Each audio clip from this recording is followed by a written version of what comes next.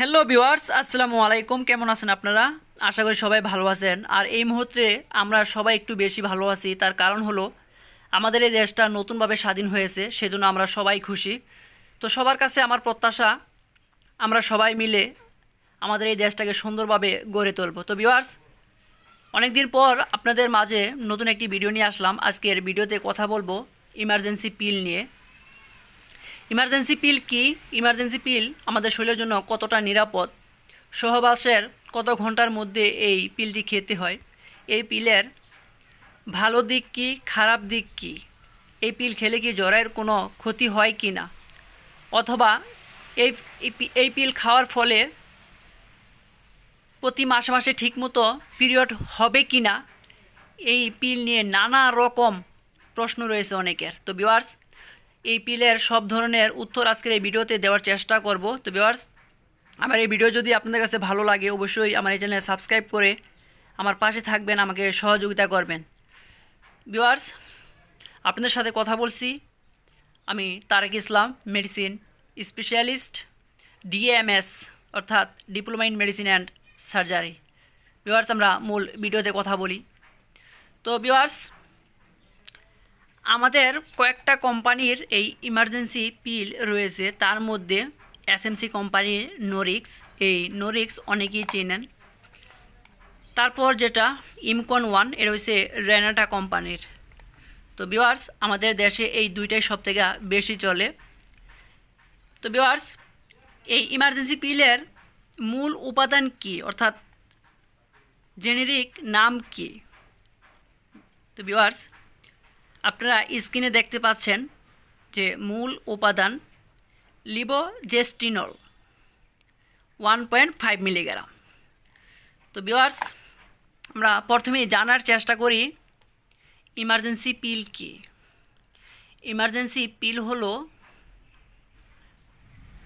হরমোনের তৈরি একটি ট্যাবলেট, যে এই ট্যাবলেটটি মেয়েরা খাওয়ার পর মেয়েদের হরমোন স্বাভাবিক থেকে বেড়ে যায়। আর মেয়েদের স্বাভাবিক থেকে হরমোন বেড়ে গেলে মেয়েরা কনসেপ্ট করে না, অর্থাৎ পেটে বাচ্চা আসার কোনো সম্ভাবনা থাকে না। এ হলো ইমার্জেন্সি পিল। অর্থাৎ কেউ যদি অনিরাপদভাবে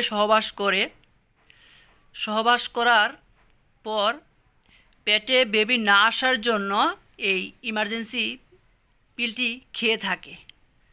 তো ভিউয়ার্স, এখন দ্বিতীয় প্রশ্ন হলো এই ইমার্জেন্সি পিল কতটা নিরাপদ?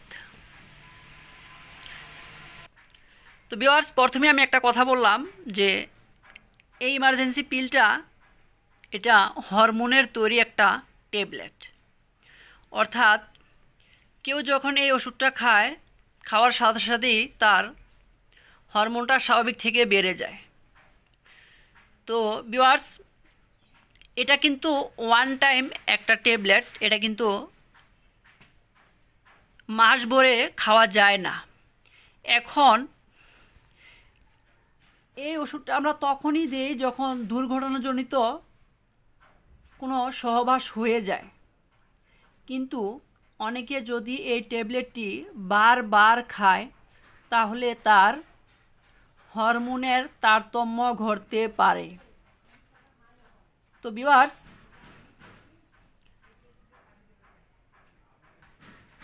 সেই জন্য আপনারা এই ইমার্জেন্সি পিল খাওয়ার সময় খুবই সাবধানতা অবলম্বন করবেন। আপনারা যতটুকু চেষ্টা করবেন যে এই ওষুধটি যেন না খেতে হয়। যখনই কোনো উপায় থাকবে না তখন এই ওষুধটি খাবেন, এছাড়া খাবেন না। তো ভিউয়ার্স, তৃতীয় প্রশ্ন হলো যে সহবাস করার কত ঘন্টার মধ্যে এই ওষুধটি খেতে হয়?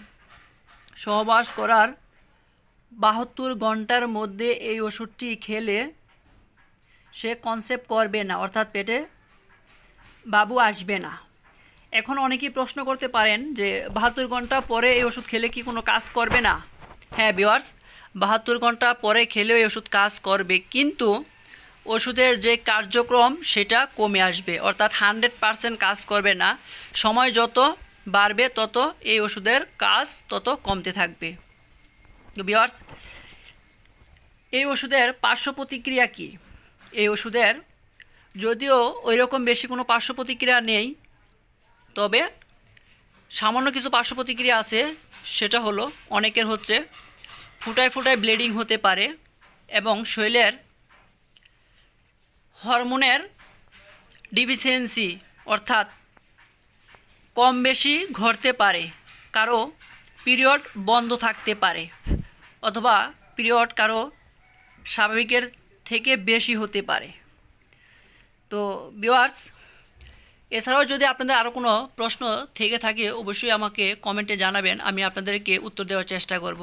তো ভিউয়ার্স, সবার উদ্দেশ্যে আরও একটি কথা বলবো, সেটি হলো এই দেশটা আমাদের, আমরা সবাই মিলে এই দেশটাকে সুন্দরভাবে গড়ে তুলব। তো সবাই ভালো থাকবেন, আমার এই ভিডিওতে লাইক করবেন এবং সাবস্ক্রাইব করে আমার পাশে থাকবেন, আমাকে সহযোগিতা করবেন। সবাই ভালো থাকবেন। আসসালামু আলাইকুম।